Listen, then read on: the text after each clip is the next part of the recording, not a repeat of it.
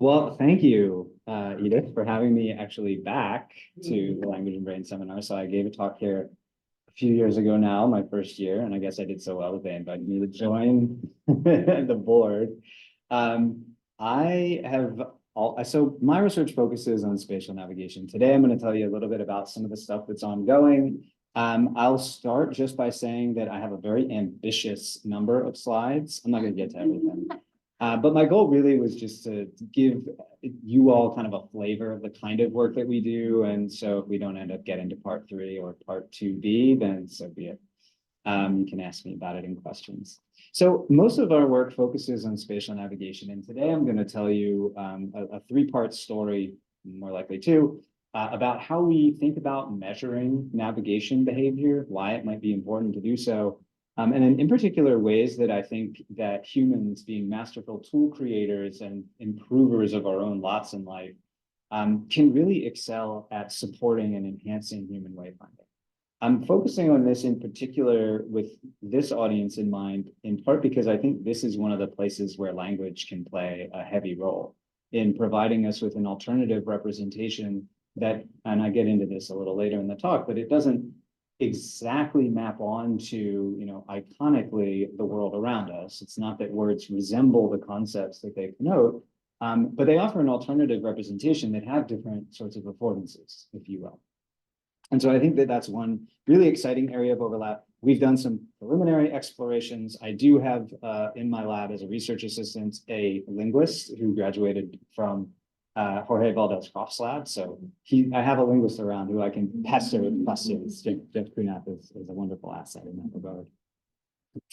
So who am I? Well, Edith already gave a wonderful introduction, but I can say a couple words actually about, so I never took a linguistics class or a language class throughout my career, and I still regret it to this day, but I've had this kind of infusions of language along the way of my research trajectory. So I did my PhD at Temple with Nora Newcomb, who was one of the first developmental psychologists to look at the ways that language could be applied to conceptualizing space. So she did some early studies on the concept of middle and how that concept of middle and tagging it with a word could actually help young kids understand that spatial concept more effectively. Later, I did my postdoc at the University of Pennsylvania, a renowned department that has lots of interesting linguistic folk around. And there I'll tell you actually today some future directions off of some work I did as a postdoc with Anjan Chatterjee, where a lot of my work centered around how these linguistic sorts of wordy representations can map onto spatial concepts. And now I'm an assistant professor here. My pronouns are he, him, his. You can find me online. Please email me with questions. And I direct the SCAN lab, so the Spatial Cognition and Navigational Neuroscience lab. We sit at the opposite end of campus. We're about a 20-minute walk away. And this is the current state of the lab. We're not always lost, but often we are. And so I'll be highlighting some of the work from the folks that you see in this picture. We're a happy group. Okay. So to begin, though, let's just consider what kind of navigation means in general. And let's ground us in some theoretical frameworks that might be important for what we're going to talk about next. So this is a map that contains only roads. It's sort of a shape of navigable places of the world. Some of you might know this place, others of you might not. But I would submit that even if you do recognize this place, you probably don't know every single landmark, every single possible building, and you probably don't know how to get from anywhere on this map to anywhere else. If you haven't recognized it by now, this is actually the University of Florida. It becomes a little bit more recognizable like this. Early in the history of cognitive psychology, folks actually kind of thought that the representations that we had in our head of the world looked something like this. That maybe not everywhere that we hadn't been, but at least for places that we've been before, that we had a map-like representation, that we had knowledge of distances and directions between places in our environments that we'd encountered, and that we built up this navigation information naturalistically as we explored. Life is not so simple. We don't have representations that are perfect maps in our heads. Instead, navigation behavior, I argue, contains multitudes. There are lots of different ways that we stay oriented in the world. We use our visual system, we use to recognize landmarks, we orient using various kinesthetic and idiothetic cues. We encode and recall distances and directions, place names, so memory, attention, language, all of these things are involved in the ways that we build even spatial representations of our worlds. So one theoretical framework that I'd like to introduce is this notion of, it's this acronym I developed called LOST. I'll explain what that means in a second. But rather than focus on getting lost for a second, let's focus on what we need to get there to figure out where we need to go. And what I would say is, let's say we're navigating to a prominent landmark in the University of Florida, the football stadium, and we want to go to the psychology building. Well, in order to do this, we need to have a few different pieces of information in order to do this effectively. So first, we need to answer the question of our own location. Where are we in the world? Right? So we need to establish where we are. Next, we need to figure out our orientation, which direction we're facing. We then need to answer the question, where do we go, which I call spatial mapping. And then finally, we actually need to physically locomote, however that is. We need to walk, we need to bike, we need to take a car, we need to be carried, whatever it is, we need to physically move around the world. And each of these components is dissociable based on cognitive psychology research and some really good neuroscience work that I really don't have a chance to get into today. But I hope this gives you a sense of the kind of information involved in most of the ways that we get around. And it forms a pretty handy little acronym there as well.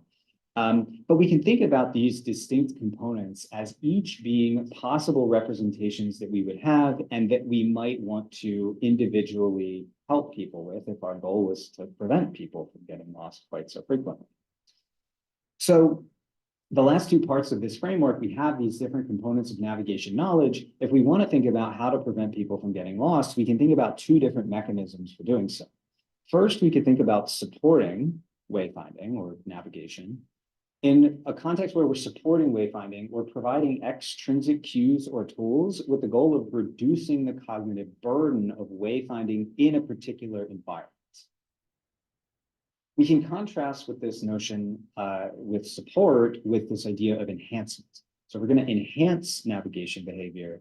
Then what we want to do is improve skills and abilities that should promote wayfinding in any environment.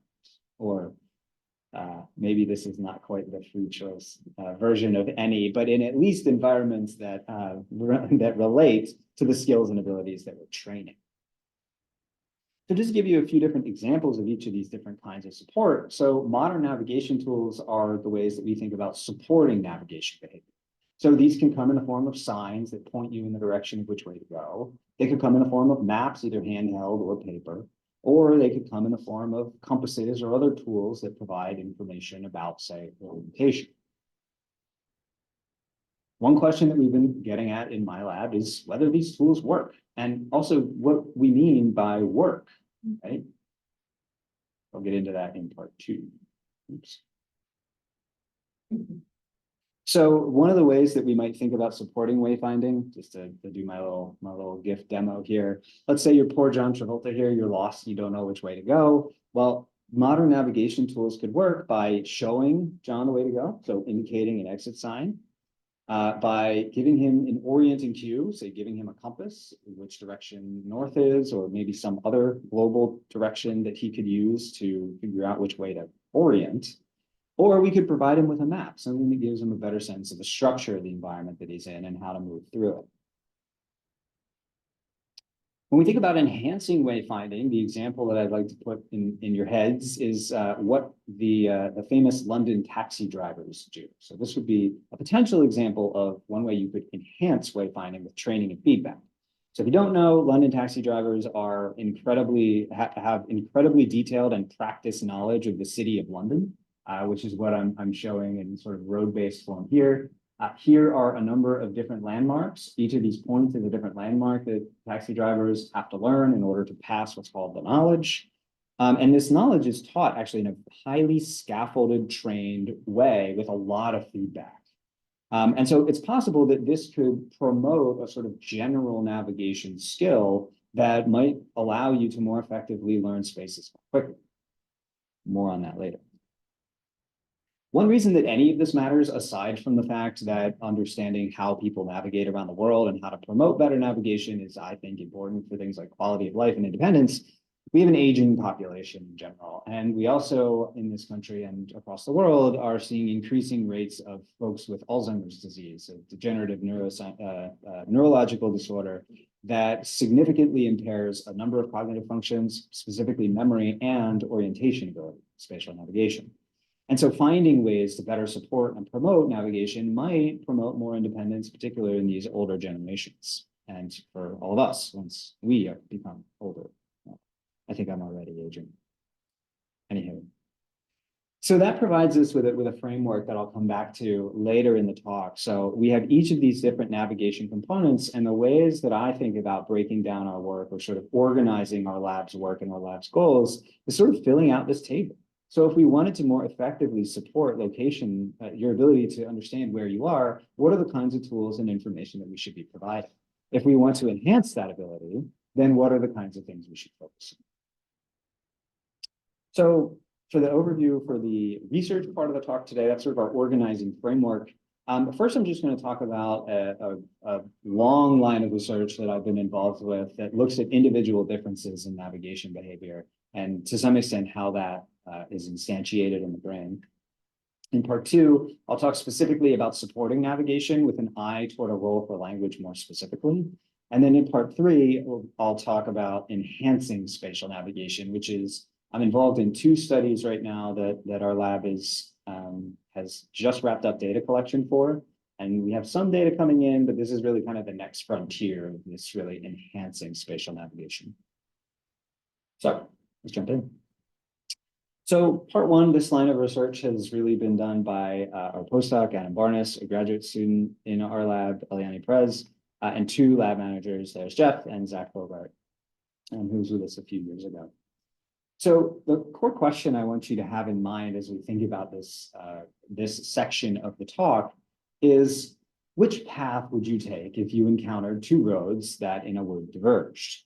Would you take the familiar route, the one that you had taken back to your cabin 100 times and you knew like back of your hand, or would you adventurously choose a novel shortcut? A path that you'd never taken before in the woods, but that you were pretty sure would take you back in the direction directly to where your cabin was. And maybe more importantly, what does this actually say about you? Which path you chose to take? So this is what I'm setting up is a dichotomy between 2 broad different kinds of navigation strategies. They've been studied really widely in rodents, and it's a kind of simple paradigm that I can introduce pretty quickly. So if you think about so in this simple rodent paradigm, the way this this distinction works is a rat is trained in a T-shaped enclosure over and over to learn the location of a goal, the screen star. And then at test, it turns out that this T-shaped chamber is actually a plus-shaped chamber, and it's dropped in the opposite end. And now a new T is formed. This old path is blocked off. And now the rodent has a choice. It can make the same response that it made before. That is, it can turn to its right? Or it can navigate to the spatial location that the goal was in initially. That is, on the east of the chamber, if you will.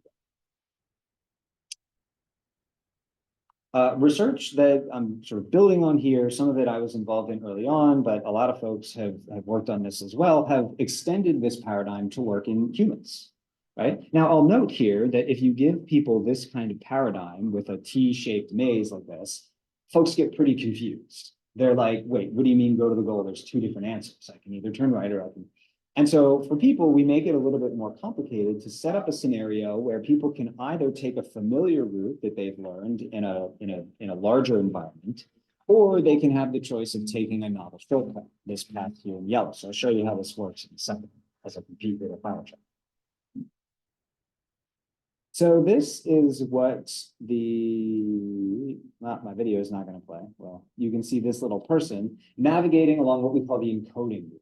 So this is a route where the person learns about 12 objects through this environment, and they're guided along this path by viewing a video. So they don't have any choice of where to go. Their goal is just to learn the locations of the objects by viewing this video of a tour through this museum of objects, and they view it maybe 5 or 6 different times. This map here I'm showing you was never seen by subjects. They only saw the first person view. So at test, what we do is we drop them at various locations along this route next to one of the objects they learned, and we say, okay, just go to your goal. Just go to one of the other objects in the environment. And on critical trials, participants have the option to either take a familiar path or to take this novel shortcut. The data that we get out of tasks, that we get out of this task look kind of like this. So what I'm showing here is our encoding route here in purple, and what have been hand-coded as available shortcuts. So in yellow, this would be a shortcut that a participant could have taken directly to a goal. And these are examples of trials that would easily, whether we use an algorithm or hand coding, they would be easily coded as shortcut trials. So clearly, yeah. Steve, how do they know that would connect? I mean, how do they So they have to infer. Okay, right? so you have enough information to make that. Exactly. Okay. So it would be like, if you saw like a path that took you on a U-shaped route, but then you saw that there was a hallway that went directly between your start and the end, then sure, you could take that U-shaped hallway, but if you saw the fact that there was that other hallway available, then you could take it. But in order to do that, you'd have to infer what the 2 spatial locations were where you are relative to.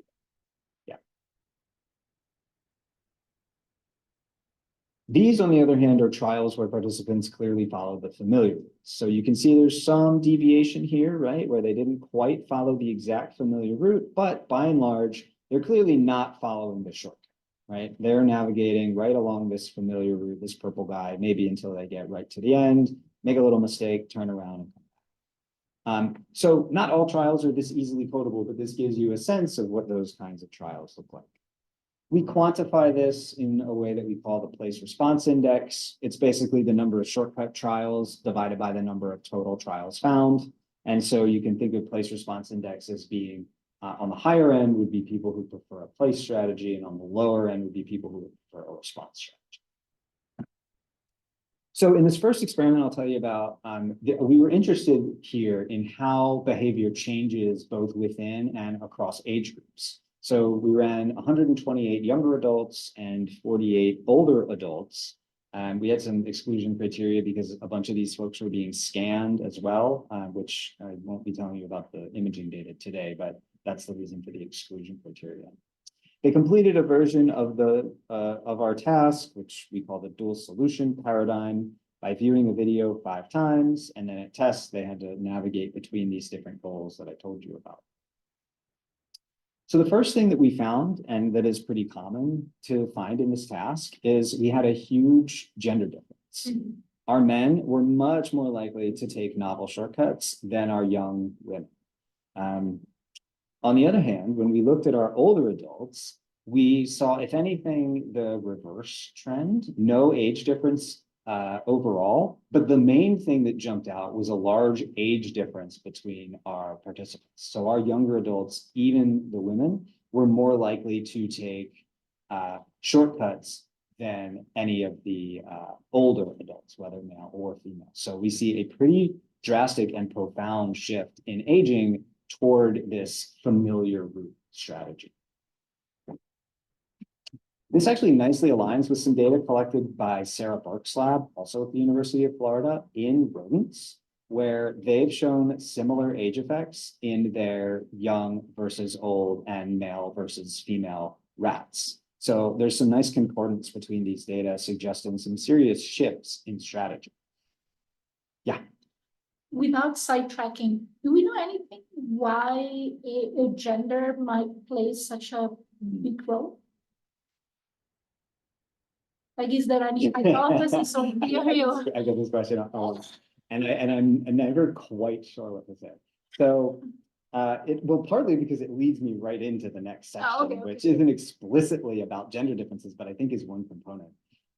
So I think there are two main things at play. One is that there's a large amount of sort of gender stereotype and practice effects, particularly in the US. Yeah.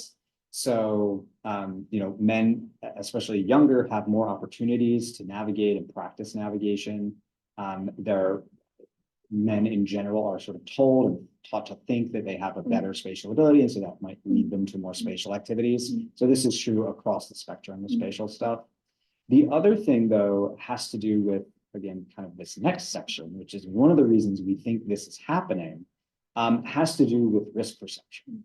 And so I don't have good data on this for gender specifically for reasons that are beyond this talk, but one of the ways we think about why individuals might choose one strategy or another, it doesn't necessarily relate to their spatial knowledge, but rather their willingness to take a path that is likely to lead them astray or not, right? If you stick with the familiar path, we can think of this in an explore-exploit framework as exploiting known information, right? Why would you bother to deviate, maybe to save a little time from a known path, to take a path that might not end up getting you to your goal?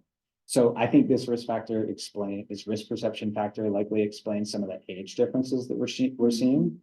But I think it might play a role in gender differences as well. Yeah. Sorry, did you just say the rodents replicated the human also in gender difference? Yes.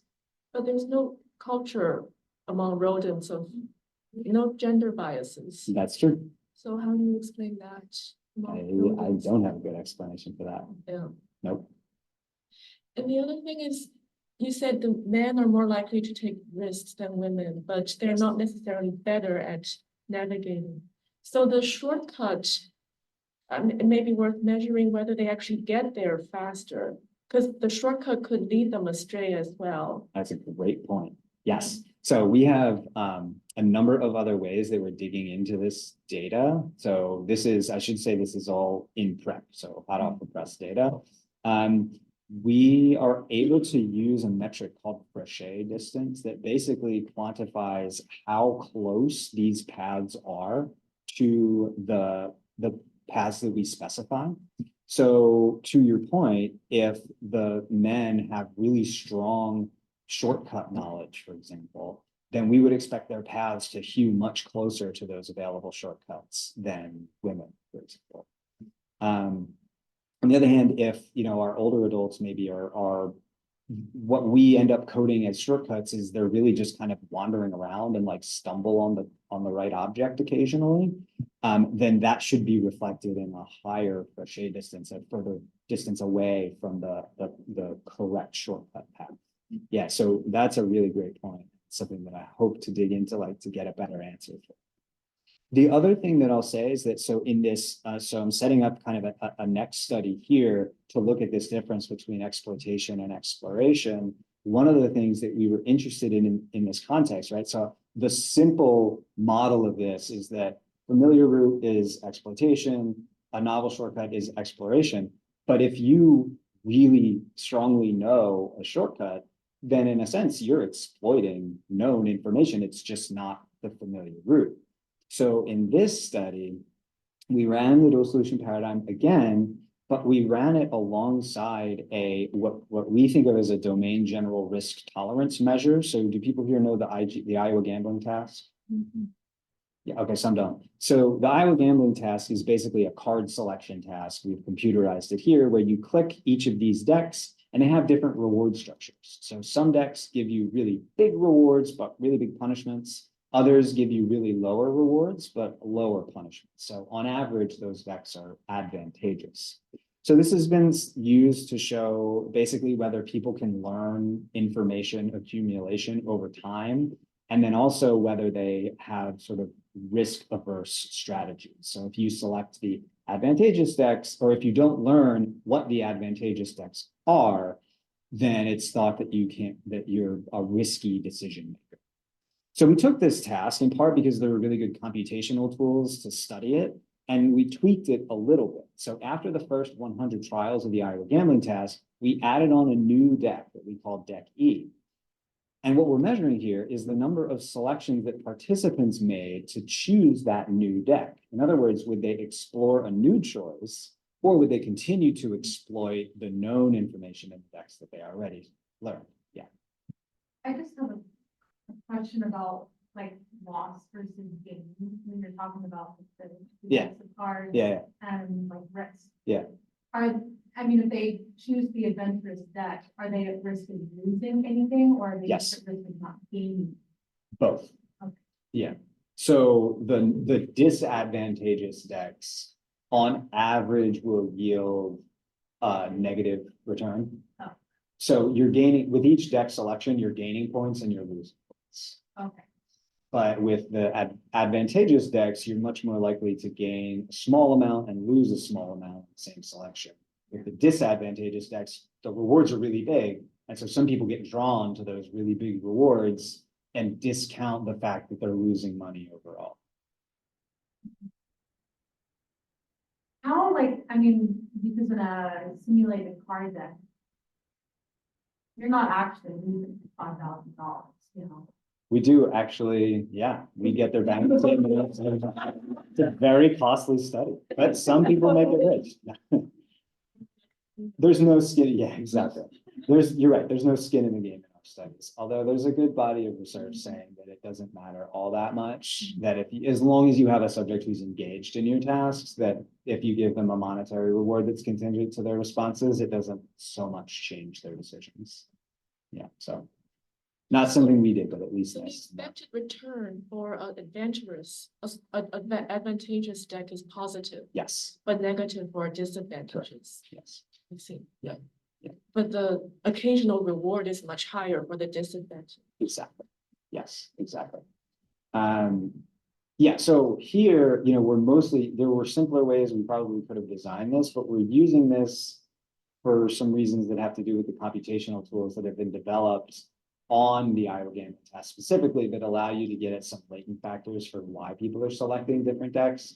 And we thought those would be important to leverage for the publication. Turns out they're actually not as informative here, but so for here, we're just focused mostly on that deck E. So the number of times you select deck E, which popped up 100 trials in, is our key metric for whether folks are going to explore. And what we found is that when you control for navigation ability generally using a different task, you get a significant correlation. So folks who are more likely to select deck E are also more likely to choose more shortcuts on the dual solution pattern. And so this was a good indication to us, a good piece of evidence, suggesting that there is potentially some contribution of this factor of risk perception to why people are making different spatial decisions or choosing one spatial strategy over another. I'm excited to say that we're following this up now. So Eliani's dissertation, she got a pilot grant to collect basically the same data in a large sample of older adults and individuals who are susceptible to Alzheimer's disease, folks with subjective cognitive decline.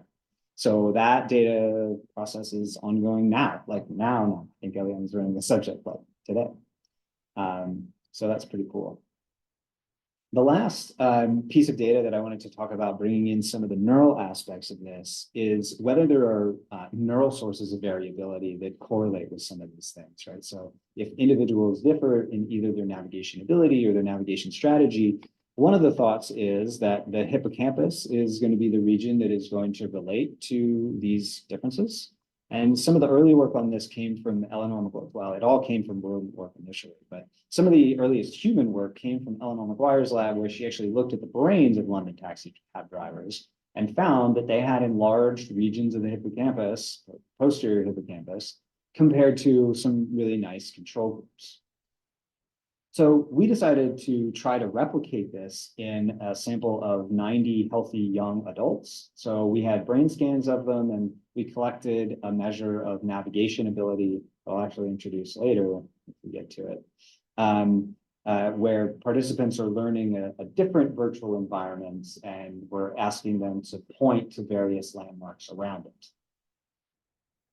And so the thought here was that if our everyday, healthy, just young adult college students were like taxi drivers, then our best navigators should have enlarged hippocampi, or just like taxi drivers. This is kind of what the data on average look like from that task. So each of these dots is a subject, and what we're measuring here is pointing error. So if I ask you to point to a building and you're off by 80 degrees, that's not so great. And what you can see is that people vary kind of along 2 dimensions here, which aren't actually so important for the moment. The key fact is that people differ a lot on this task, ranging from basically at ceiling all the way up to 90 degrees is chance, just to give you a sense. So some people are like close to chance. So there's quite a bit of variability in how well people learn. The question is, does that correlate with hippocampal volume? And in a pre-registered experiment, it turned out that it didn't. Actually, it was kind of in the opposite direction that you might expect. And it didn't matter whether we looked at posterior or anterior hippocampal volume. It didn't matter what kind of the dependent variable we used to measure their spatial ability. Nothing. It was, yeah. See, what is integrators, non-integrators, synthesized navigators? Good question. I'll introduce this more formally later, but the way that this paradigm works is there are 2 different routes that folks are learning. So route 1, route 2, and then connecting routes between them. The x-axis here refers to how accurately people could point between those 2 routes or integrate between them. And so people who are all the way on the left here in green are integrators. They could integrate into that. We had a second group of folks, non-integrators, who could point just fine within one of the first 2 routes, but were pretty bad at pointing between them. We call them non-integrators. And this third group of folks, they were bad at pointing both within and between. We call them intercessors. It turned out, you're welcome. It turned out not to matter actually at all, whether you look within group or not. It was basically no correlations across the board. One of the ways we're chasing this up now, this is work led by Ashish Sahu, who's a grad student in our group, is to model the shape of the hippocampus in different ways, right? So we're just using pure like volumetric measures 5 years ago. Well, now we're applying deep learning methods, including graph convolutional neural nets, which are one way that you can understand the 3D structure of a 3D object. So it's been used, to differentiate between features of objects like this. But what we're doing here is putting our structural MRI data through a pipeline where we create 3D point clouds. From those, we do feature extraction using these graph convolutional neural nets.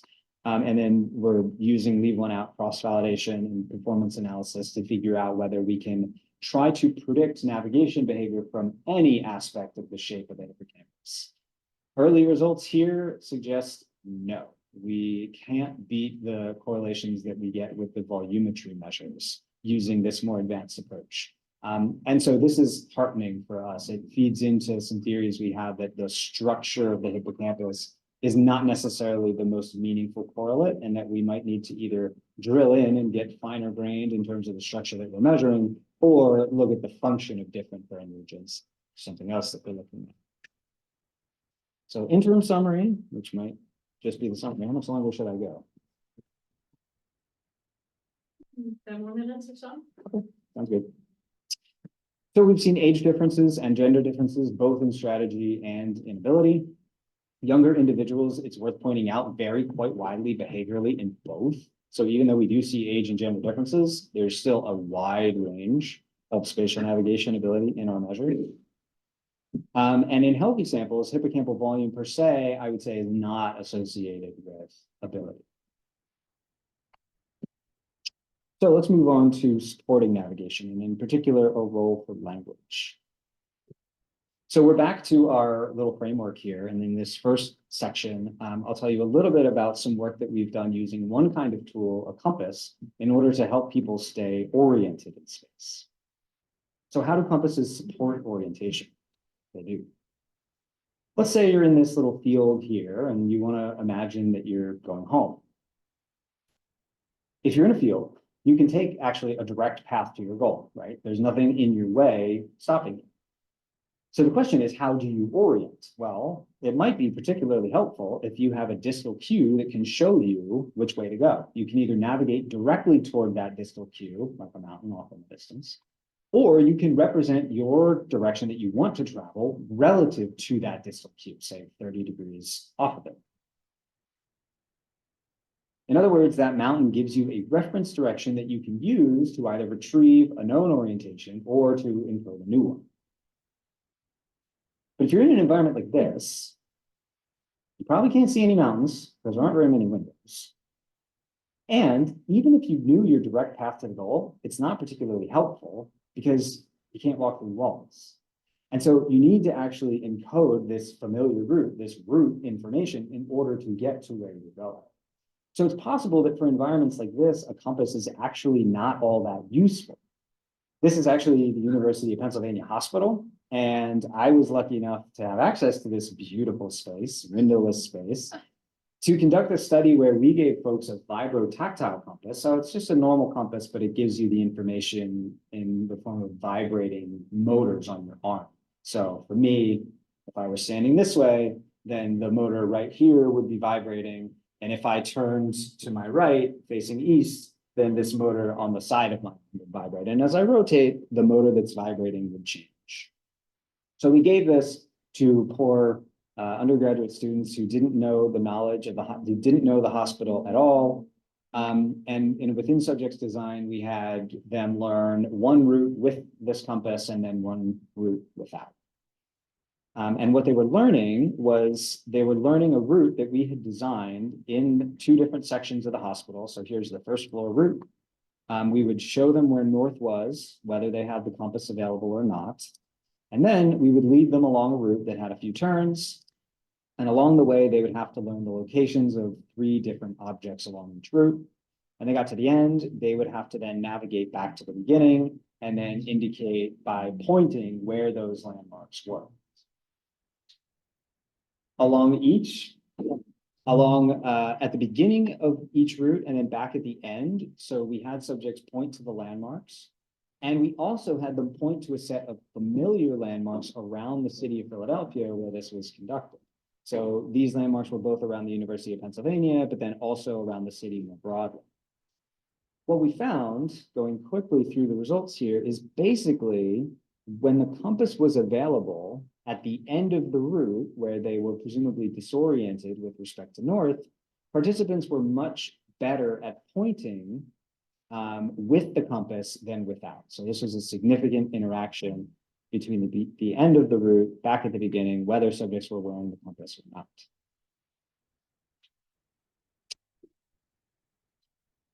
But for the internal landmarks, we actually don't see a difference at all. So whether subjects were wearing the compass or not, didn't matter when they were pointing at the end or back to the beginning. It didn't seem that providing a compass would actually help them learn this environment at all. So this suggested a hypothesis that,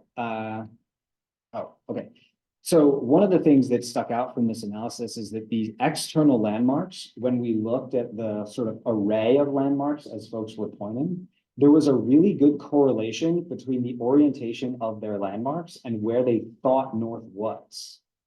On the other hand, the optimizing the orientation of the internal landmarks didn't correlate at all. It's almost as if these two orientations were completely independent from one another. So what that suggested was a hypothesis that participants were using the compasses not to encode new information in the hospital, but rather to retrieve information that they had already encoded with respect to north, like places around the city. So one of the ways we're chasing that up now is by doing the same kind of study, but in VR. So a graduate student in my lab is taking the environment that I just described verbally. This is virtual Soapton, and in which participants learn 2 different routes highlighted in red. They learn 4 buildings along each route, and then they learn 2 connecting routes highlighted here in yellow. And their task is to point to the different objects that they learn around the route, around the environment. And in this study, we gave participants what we thought would be maybe some help. So we gave them a compass. And then in another condition, we really ramped up the amount of global directional information. We gave them a whole huge mountain range that they could use to help stay oriented. And the logic was if they had these really strong orienting cues, that they might be able to encode the space more accurately. So this was work conducted by AJ Yüksel, who's another graduate student in our group. And this just gives you a sense of what virtual Sokten looks like. So participants, this was a desktop, no, this was an immersive VR environment. So participants wore a headset that they could use and walked around an omnidirectional treadmill. And this just gives you a sense of what that virtual environment looked like for folks. This doesn't have the compass or the mountain range in it, but the mountain range would have been behind them on this route. And the compass was presented on a handheld VR controller.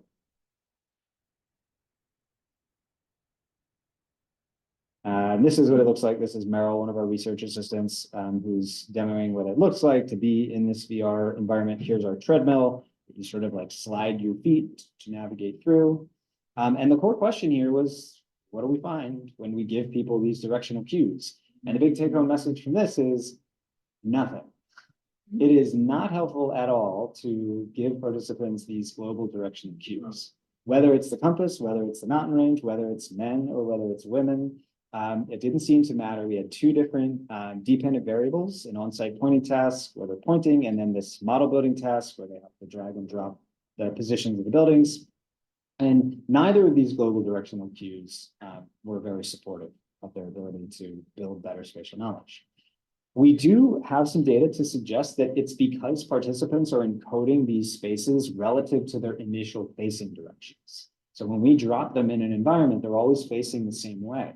And we think that that's such a powerful orienting cue for them that most subjects have no reason to use some other form of information, some other cue.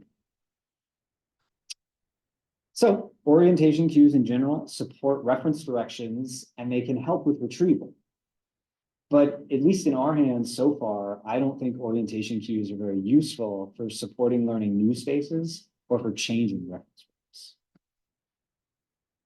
So I think I'm going to stop there. I didn't get to some of the content I have on signs or on verbal directions, but I'm happy to talk about that if you have questions.